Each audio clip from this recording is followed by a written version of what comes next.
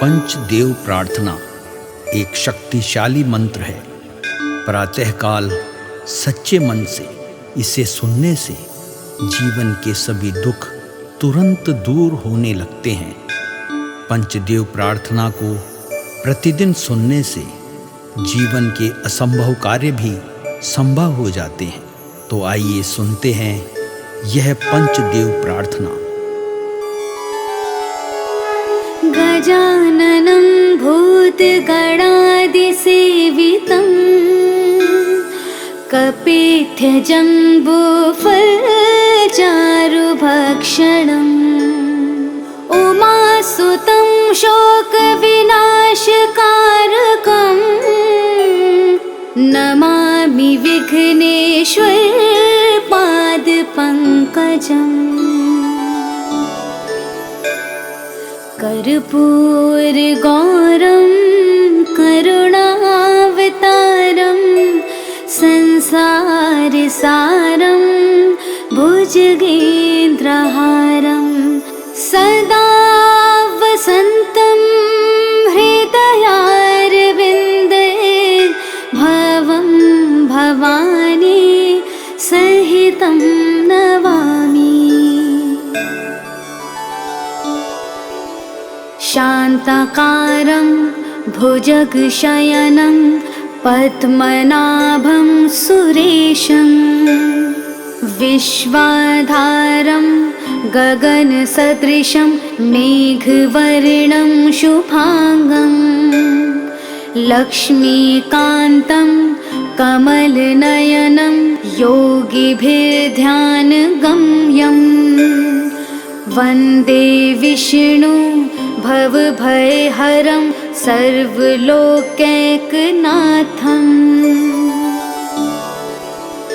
नीलाम्बुजश्यामलकोमलाङ्गं सीतासमारोपितवामभागं पाणो महासायकचारुचापं नमामि रामं रघुवंशनाथम्। मनोजवं मारुततुल्यवेगं जितेन्द्रियं बुद्धिमतां वरिष्ठं वातात्मजं वानुरयूथमुख्यं श्रीरामदूतं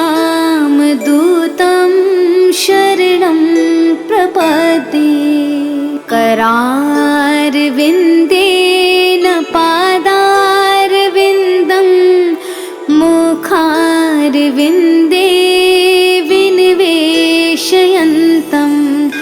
वटस्य पत्रस्य पुटेश्यानं बालं मुकुन्दं मनसा स्मरामि।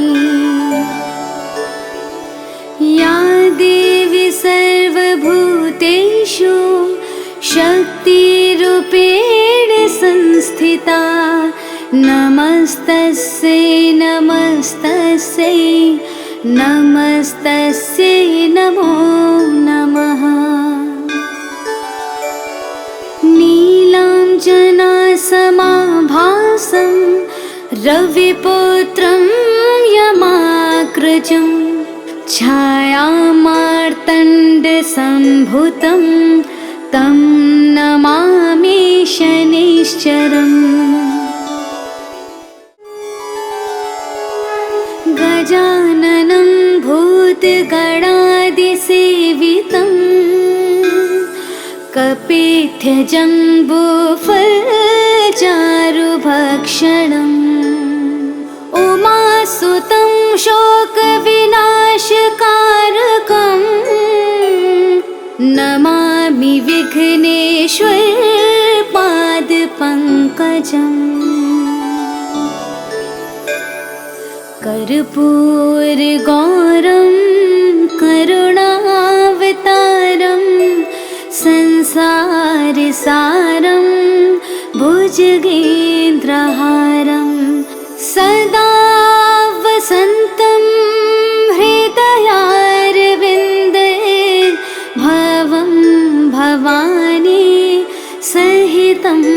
नमामि।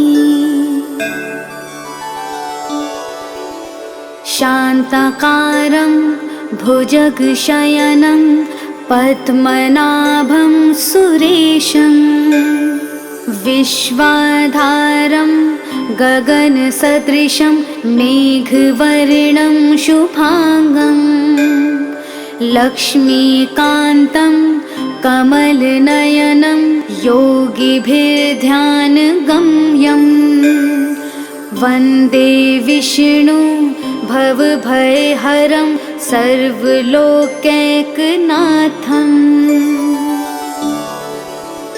नीलाम्बुजश्यामलकोमलाङ्गं सीतासमारोपितवामभागं पाणो महासायकचारुचापं नमामि रामं रघुवंशनाथम्। मनोजवं मारुततुल्यवेगं जितेन्द्रियं बुद्धिमतां वरिष्ठं वातात्मजं वानुरयोधमुख्यं श्रीरामदूतं शरणं प्रपद्ये। करारविन्देन पादारविन्दं मुखारविन्दे विनिवेशयन्तं वटस्य पत्रस्य पुटेश्यानं बालं मुकुन्दं मनसा स्मरामि। या देवी सर्वभूतेषु शक्तिरूपेण संस्थिता नमस्तस्यै नमस्तस्यै नमस्तस्यै नमो नमः। नीलाञ्जनासमाभासं रविपुत्रं यमाग्रजं छायामार्तण्डसम्भुतं तं नमामि शनैश्चरम्। गजाननं भूतगणादिसेवितं कपित्थजम्बूफलचारुभक्षणम् उमासुतं शोकविनाशकारकं नमामि विघ्नेश्वरपादपङ्कजम्। कर्पूरगौरं करुणावतारं संसारसारं भुजगेन्द्रहारं सदा वसन्तं हृदयारविन्दे भवं भवानी सहितं नमामि।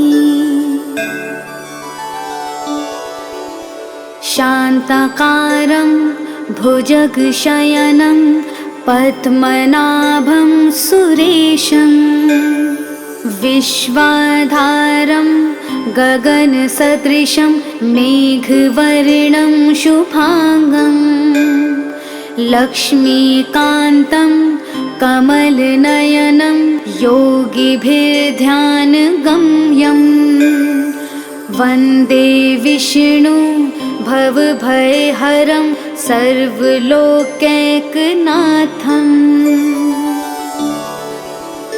नीलाम्बुजश्यामलकोमलाङ्गं सीतासमारोपितवामभागं पाणो महासायकचारुचापं नमामि रामं रघुवंशनाथम्। मनोजवं मारुततुल्यवेगं जितेन्द्रियं बुद्धिमतां वरिष्ठं वातात्मजं वानुरयोधमुख्यं श्रीरामदूतं शरणं प्रपद्ये। करारविन्देन पादारविन्दं मुखारविन्दे विनिवेशयन्तं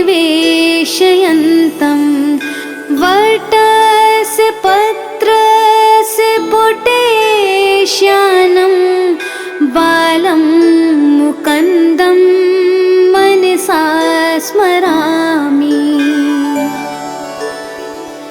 या देवी सर्वभूतेषु शक्तिरूपेण संस्थिता नमस्तस्यै नमस्तस्यै नमस्तस्यै नमो नमः।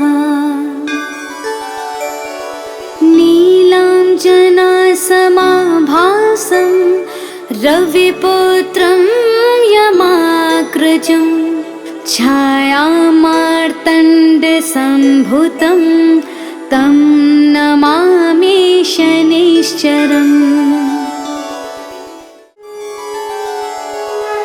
गजाननं भूतगणादिसेवितं कपित्थजम्बूफलचारुभक्षणम् उमासुतं शोकविनाशकारकं नमामि विघ्नेश्वरपादपङ्कजम्। कर्पूरगौरं करुणावतारं संसारसारं भुजगेन्द्रहारं सदा वसन्तं हृदयारविन्दे भवं भवानी सहितं नमामि। शान्ताकारं भुजगशयनं पद्मनाभं सुरेशं विश्वाधारं गगनसदृशं मेघवर्णं शुभांगं लक्ष्मीकान्तं कमलनयनं योगिभिर्ध्यानगम्यं वन्दे विष्णु भवभयहरं सर्वलोकैकनाथम्।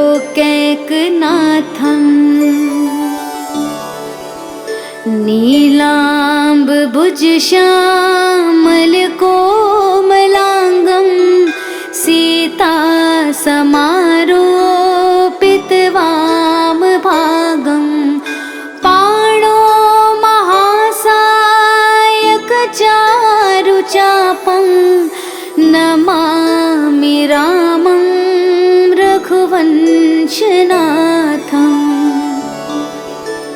मनोजवं मारुततुल्यवेगं जितेन्द्रियं बुद्धिमतां वरिष्ठं वातात्मजं वानुरयोधमुख्यं श्रीरामदूतं शरणं प्रपद्ये। करारविन्देन पादारविन्दं मुखारविन्दे विनिवेशयन्तं वटस्य पत्रस्य पुटेश्यानं बालं मुकुन्दं मनसा स्मरामि। या देवी सर्वभूतेषु शक्तिरूपेण संस्थिता नमस्तस्यै नमस्तस्यै नमस्तस्यै नमो नमः। नीला समाभासं रविपुत्रं यमाग्रजं छायामार्तण्डसम्भुतं तं नमामि शनिश्चरम्। गजाननं भूतगणादिसेवितं कपित्थजम्बूफलचारुभक्षणम् उमासुतं शोकविनाशकारकं नमामि विघ्नेश्वरपादपङ्कजम्। कर्पूरगौरं करुणावतारं संसारसारं भुजगेन्द्रहारं सदा वसन्तं हृदयारविन्दे भवं भवानी सहितं नमामि।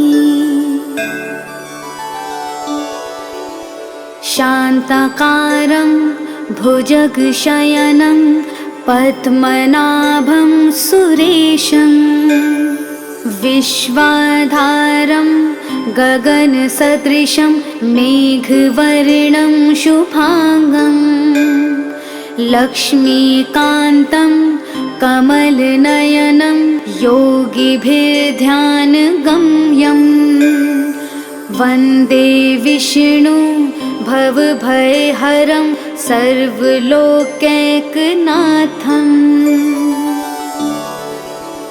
नीलाम्बुजश्यामलकोमलाङ्गं सीतासमारोपितवामभागं पाणो महासायकचारुचापं नमामि रामं रघुवंशनाथम्। मनोजवं मारुततुल्यवेगं जितेन्द्रियं बुद्धिमतां वरिष्ठं वातात्मजं वानुरयोधमुख्यं श्रीरामदूतं शरणं प्रपद्ये। करारविन्देन पादारविन्दं मुखारविन्दे विनिवेशयन्तं वटस्य पत्रस्य पुटेश्यानं बालं मुकुन्दं मनसा स्मरामि। या देवी सर्वभूतेषु शक्तिरूपेण संस्थिता नमस्तस्यै नमस्तस्यै नमस्तस्यै नमो नमः। नीलाञ्जनासमाभासं रविपुत्रं यमाग्रजं छायामार्तण्डसम्भुतं तं नमामि शनिश्चरम्। गजाननं भूतगणादिसेवितं कपित्थजम्बूफलचारुभक्षणम् उमासुतं शोकविनाशकारकं नमामि विघ्नेश्वरपादपङ्कजम्। कर्पूरगौरं करुणावतारं संसारसारं भुजगेन्द्रहारं सदा वसन्तं हृदयारविन्दे भवं भवानी सहितं तं नमामि। शान्ताकारं भुजगशयनं पद्मनाभं सुरेशं विश्वाधारं गगनसदृशं मेघवर्णं शुभांगं लक्ष्मीकान्तं कमलनयनं योगिभिर्ध्यानगम्यं वन्दे विष्णु भवभयहरं सर्वलोकैकनाथं।